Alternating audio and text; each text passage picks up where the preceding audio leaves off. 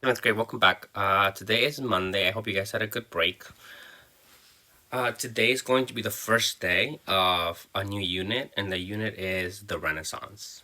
Okay, and it's probably my favorite unit because we are going to focus on a lot of art, a lot of sculpture, a lot of architecture, and the Renaissance started in a modern day country of Italy, which I lived in for a while when I was in college. So I'm really passionate about this topic.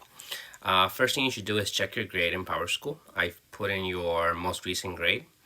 I also emailed students about the listening activity, the retake, and some of you guys did it and some of you guys didn't. So make sure you take care of that. So today's the first day of the Renaissance. From the start, I'm going to say Renaissance. It's a French word that means rebirth, right? Again, Renaissance means rebirth. And we're going to be focusing on rebirth of what? Something is reborn, right? Or recreated or brought or attempted to be brought back. And we'll talk about that. Before we can talk about the Renaissance, we have to talk about what happened before the Renaissance because the Renaissance builds on what happened before. So again, the Renaissance means rebirth. So first, I'm going to be working on this timeline. Okay. So today you're going to be watching this video and you'll have an exit ticket because this video is going to be quite long because we do have some of the reading to do. What I've noticed is that students are not doing the reading, so I have to guide you through it in this video. So first thing you should know is this happens in Europe. Europe is a continent. That's where we talked about the beginning of the year with feudalism and the plague, and so that's the Renaissance happens in Europe. Okay, so this timeline goes back quite a bit.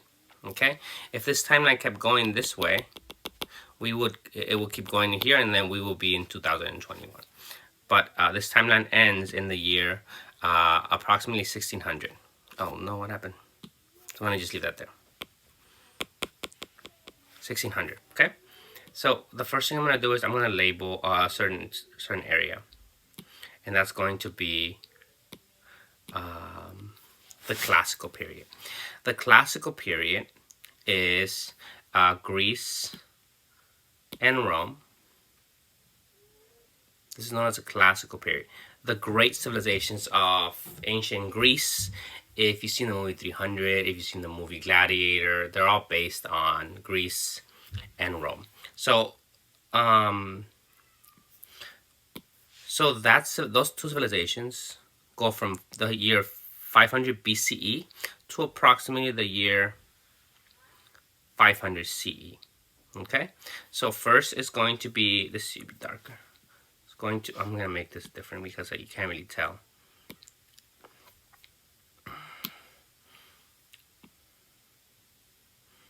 So Greece and Rome, these are known as the classical civilizations. So I'm going to write classical civilizations. Okay, between 500 BCE to 500 CE. So they last about 1,000 years combined.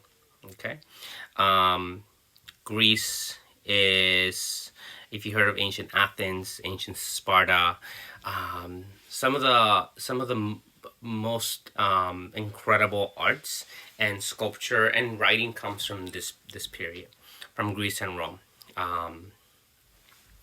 So those are the classical civilizations, and you'll see some pictures in a second about that. After that, after the classical period, the fall of Rome, I need to redo this. After the fall of Rome, we have, so I'm going to just write this in red, it's fine.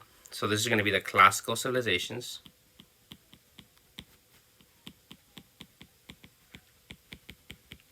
And again, the classical civilizations are going to be Greece and Rome, ancient Rome. Okay, and if you remember, after the fall of Rome, we have this period, and we study this in this class.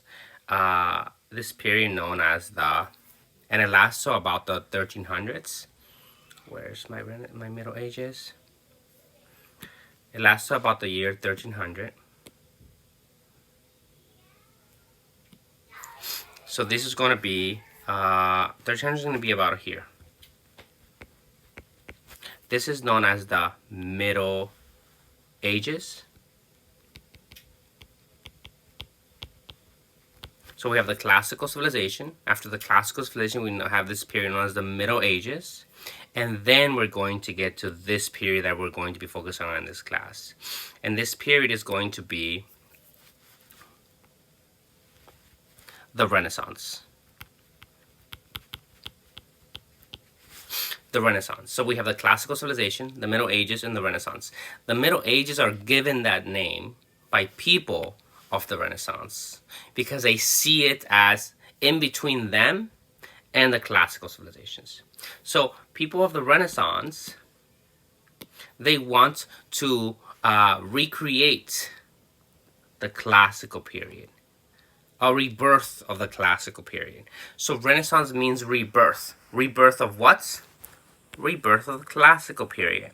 So you'll see that a lot of the arts, a lot of the architecture, and a lot of the sculpture from the Renaissance is very similar to the classical period. These guys are trying to recreate this period. Okay?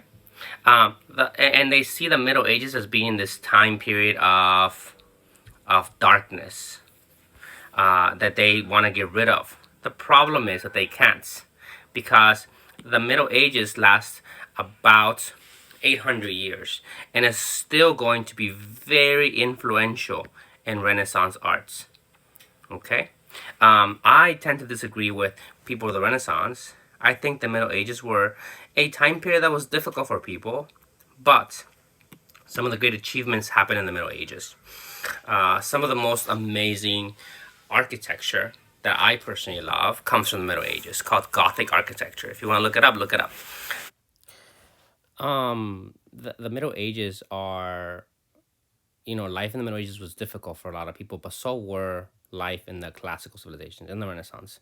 So yes, there are differences, but the majority of people are still living very similar lives in the Middle Ages, in the classical and Renaissance. So there's just this idea of the elite, the very, very people at the very top who decide that there has to be a change, right? And that change is moving away from just religion to focusing on other things, and having the classical period as a model for that. But this is a complex time, okay? But people of the Renaissance wanted to recreate the classical period. They wanted to bring back, reborn Greek and Roman culture. Okay? Now, I have a whole bunch of, or a lot of dates here. I'm not going to go into them because we are going to focus on them later. We have the Crusades, which we focus on before the break. And the Crusades happened towards the end of the Middle Ages. We have the Byzantine Empire. The Byzantine Empire... My apologies. My kids are in the background making a lot of noise. So I apologize for that. It happened during the Renaissance. We have the bubonic plague hits Europe. It happened towards the end of the Middle Ages, beginning of the Renaissance. You have to understand the Renaissance didn't happen throughout Europe at the same exact time, right? It didn't happen on an exact same dates. It was something that started in Italy and spread to different parts of Europe over time, and sometimes it took a long time. We have the visits of Marco Polo. This happened during the Middle Ages. That also impacted the Renaissance. So these things that I colored in orange are... So again, you might not know who Marco Polo is, but you will when we review it. He was a traveler that went to China and brought back many ideas from China that encouraged more people to travel and want to do trade. Things that impacted or helped the Renaissance develop. Okay? Okay, so first we're going to talk about the classical period. Okay? Here's some notes. The classical period is... I'm going to give you some dates first. These are approximate dates. There's no exact dates. 500 BCE to 500 CE. Okay, and the in classical period involves main civilizations. It involves Greece and the Empire of Rome. If you remember, Rome is this huge empire that covered most of Europe. So first we have, and this is obviously this is located in Europe. Okay, so if I ask you where is this located, don't say South America, Africa, Asia, North America.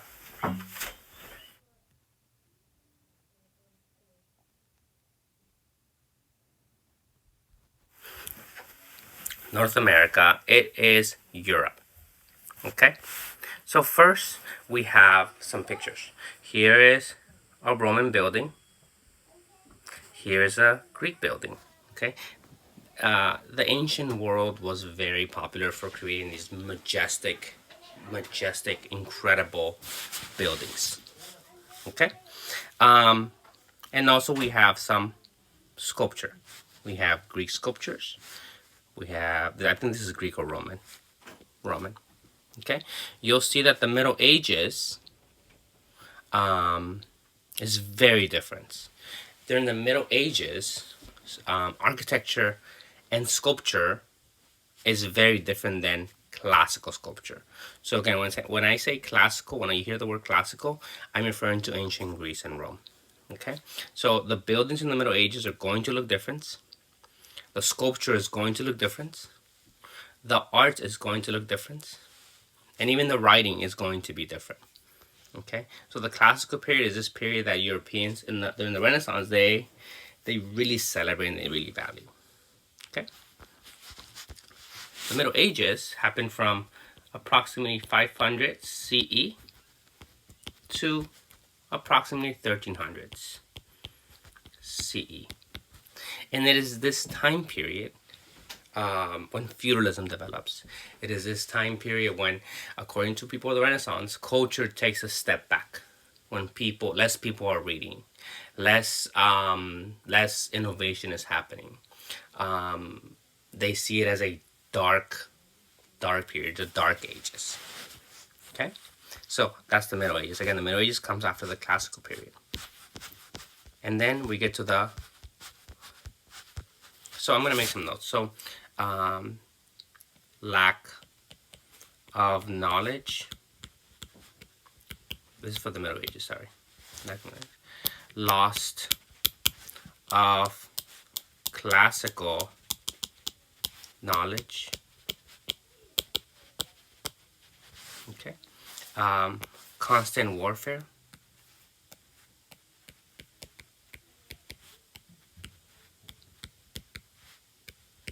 Constant warfare, lack of travel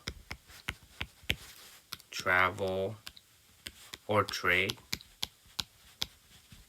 Okay, so we need to compare and contrast these two. Okay, then we have the Renaissance, and this is going to be our topic for the year, for the next month and a half. The Renaissance happens between late 1300s. Right, you see that there's overlap, right? 1300s and 1300s here. There's overlap. I understand that. In Italy, the Renaissance starts in the 1300s. 1300s to about the 1600s. In Europe. Okay, in Europe. It starts in Italy. And I'll show you what that is in a second. Starts in Italy. And it is a rebirth of classical civilization. Okay, they're trying to bring the classical period back. They're trying to copy the classical period, but it is not a straight up copy because there's a lot of medieval influences still on the Renaissance. Okay, and some of the most celebrated art today was created during the Renaissance. For example, if you know The Last Supper by Da Vinci, Renaissance. Michelangelo's David, Renaissance. Michelangelo's Sistine Chapel, Renaissance. So a lot of the art that you know comes from this period. There's also a cartoon called the Ninja Turtles, and the Ninja Turtles are named after Renaissance painters: Michelangelo, Raphael, Donatello, and Leonardo. So they're named after these Renaissance people. So again, the Renaissance, if you look at this building, you'll see that it's heavily influenced by classical knowledge. Okay, if you look at these images, classical knowledge, and we're gonna get to this eventually. But what I mean by classical knowledge is that they're influenced or impacted by the classical period. If you look at a Renaissance statue, it looks like it was made during ancient Rome, and that's on purpose. Okay. Italy in the 1300s. So this is Italy. I think I have a bigger map. So this is Italy. Italy is located in southern Europe, and Italy at this time was made up of many different city-states. So if you go to Italy today,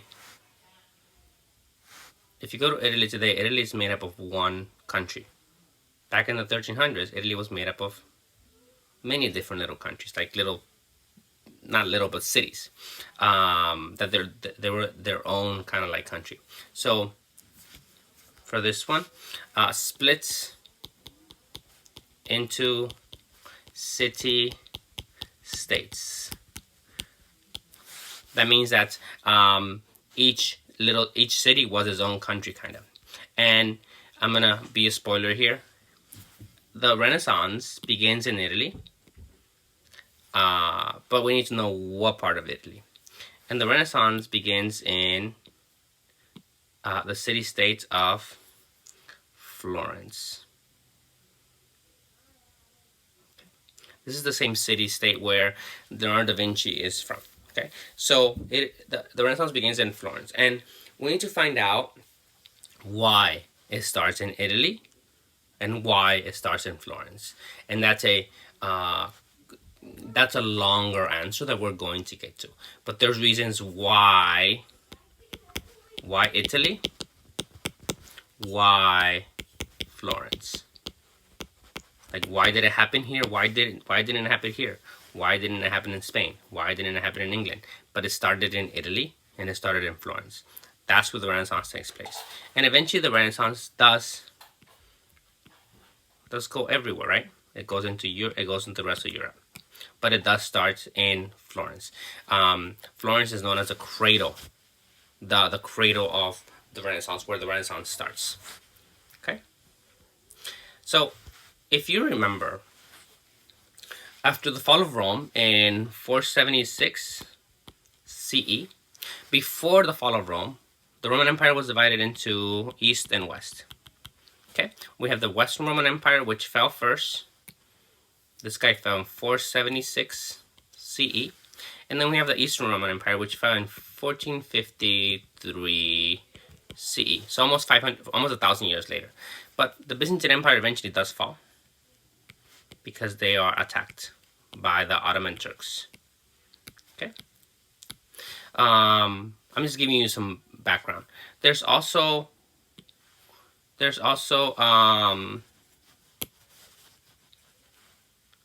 the Holy Land. The Holy Land is located here. If you remember from Friday, the Holy Land is a very important place to Europeans. They want to travel there. They think it's important. It's also taken over by the Turks. Okay, you know, when the Western Roman Empire fell in 476, a lot of the classical knowledge was lost. A lot of the classical ideas, classical thought had been lost, right? But the Eastern Roman Empire preserved or kept a lot of that knowledge alive. Okay, so even though a lot of these ideas of ancient Rome and ancient Greece have been lost here, the Eastern Roman Empire held a lot of those ideas in place. Okay, and that's going to be important later when we focus on when this empire falls, what happens to that knowledge? Does it disappear? Where does it go? Okay, so that's the Byzantine Empire. The Crusades, and again, I'm just giving you a preview of we are going to be working on. The Crusades were wars fought between, I believe in the 1000. Oh no, the 1000s to the 1200s. Okay, and they're wars fought by the Europeans trying to take over the Holy Land. Okay, they're trying to take over the Holy Land. They fail in taking over the Holy Land, but positive things come out. Positive things come out of the Crusades, and we're going to talk about those in the next couple of days. Good things happen from the Crusades for the Europeans, right? Even though they failed to take back the Holy Land, even though they failed to take back this land, positive things did come out. Okay, so those are I was going to talk about that, and now I'm going to go over some text. Then we have a video. So this video is a little longer because I am going over the text with you guys, because I've noticed that students are just not following along with or not doing the readings as I assign them. Historians usually place the start of the Middle Ages with the fall of the Roman Empire. So the Middle Ages start with the fall of Rome here. Okay, fall of Rome. Historians usually place the start of the Middle Ages with the fall of the Roman Empire in Europe in 476. I said 500 because it's easier to remember. The end of the Roman Empire, the end of Roman rule left Europe in chaos. So what does the word chaos mean? Let's find out. So chaos involves something where rival clans fought almost constantly. So chaos will in this case would be like warfare, destruction. Okay, I'll read the sentence again. The end of the Roman rule left Europe in chaos as rival clans fought almost constantly. So like constant warfare. Towns were sacked and trade collapsed. You'll see that in order for great things to happen, you have to have money and trade. Gone was the Greek and Roman interests in learning and the arts, replaced instead with a single concern, land. So we go from the classical period, which according to this author is a time period of great learning, great advancements, replaced by constant warfare. If you think about it, like we're not in war right now, but we are in a pandemic. So life is much harder, right? It's harder to celebrate life. It's harder to create new things, create arts, create sculpture, create new buildings when there is a lack of money or people are feeling in a way that doesn't feel safe.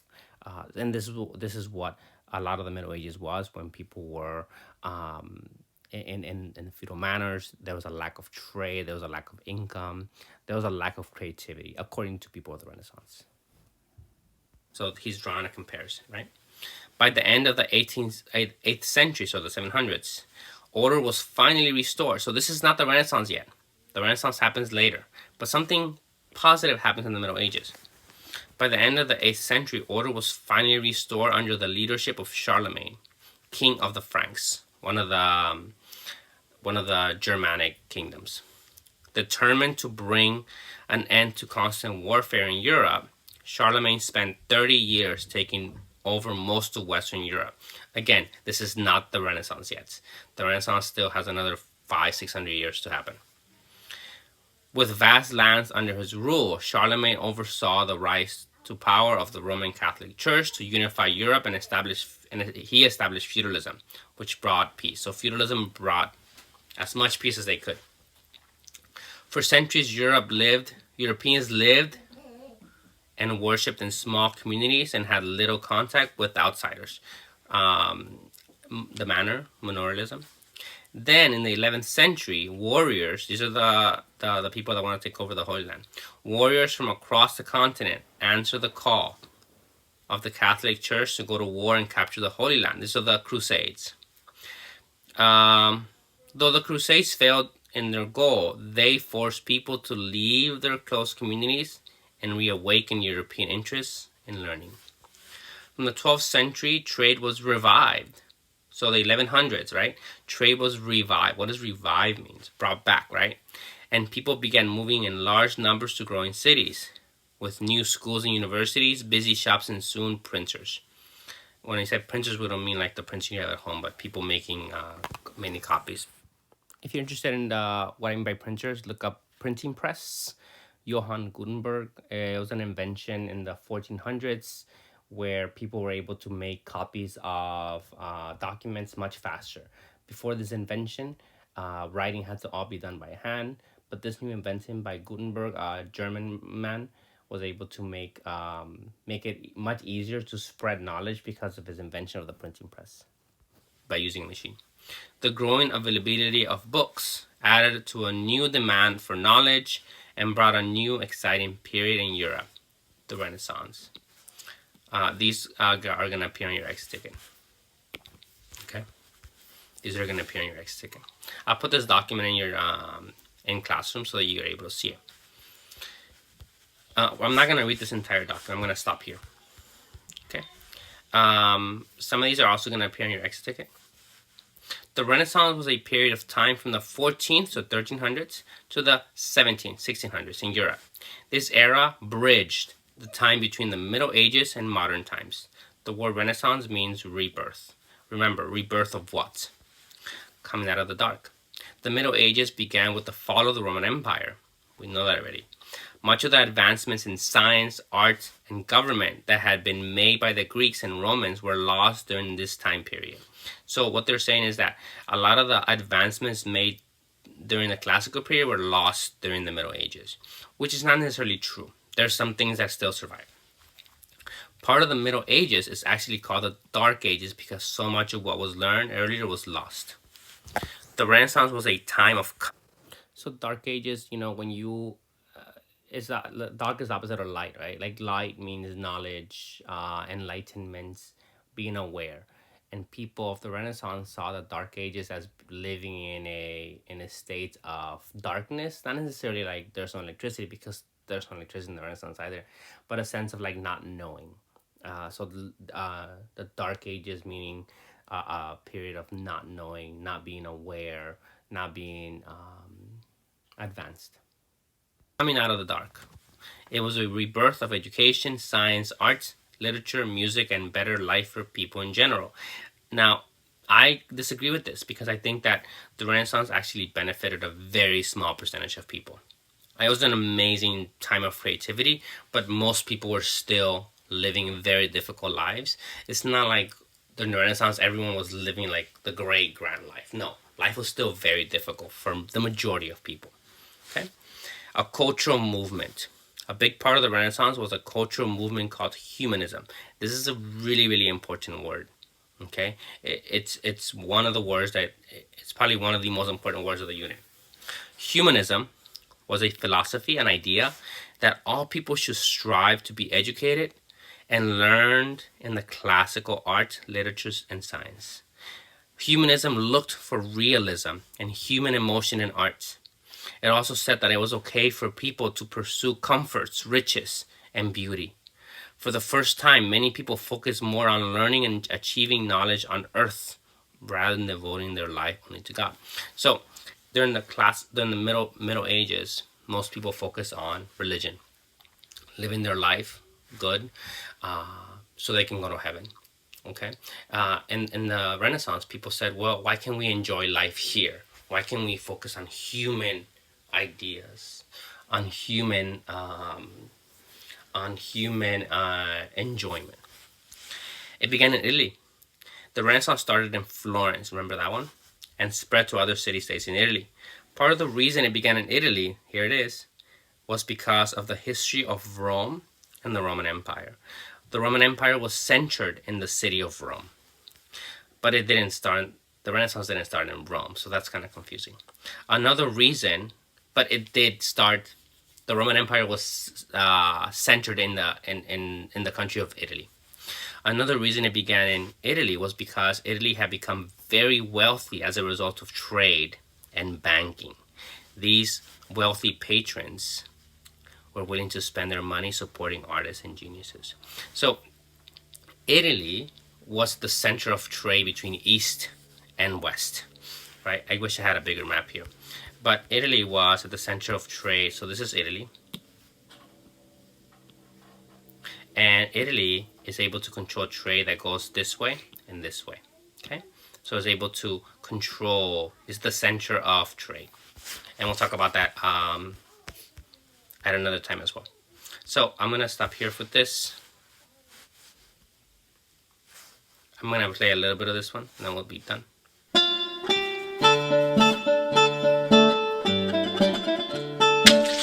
Greetings, friends. My name's Cosimo. Allow me to be your guide to the sights, sounds, and smells of the Italian Renaissance. Again, Italian, because it started it's not, I don't want you to know it as the Italian Renaissance. In this case, it's known as the Italian Renaissance because it started in Italy. But Renaissance did go to most of Europe. If you heard of, actually, we'll move on for now. So what is the Italian Renaissance? Well, the word Renaissance is a French word that means rebirth. A rebirth is a new beginning, and a new beginning it was. Between the 14th and 17th centuries, some really creative things started happening in Europe, especially in drawing, sculpture, started happening. So here you see Italy, the boot. You'll see that it's pretty well situated between East Asia and West. And it's also a very important spot because as crusaders were going to the east to take over the Holy Land, most of them stopped in Italy. And Italy became really wealthy as a result of this.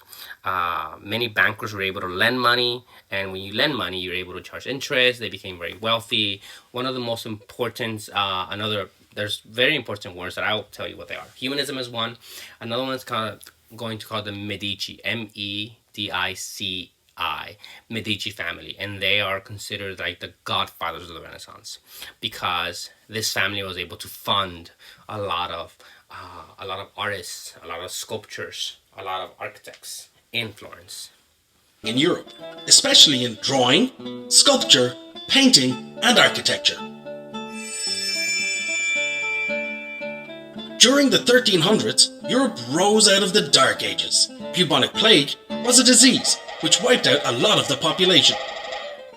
Italy was perfectly situated between East and West for overseas trade. The cash came rolling in. The country was made up of independent city-states. The city of Florence was ruled by a family of bankers, the Medicis. They used their vast wealth to sponsor the arts and sciences. Those people become patrons.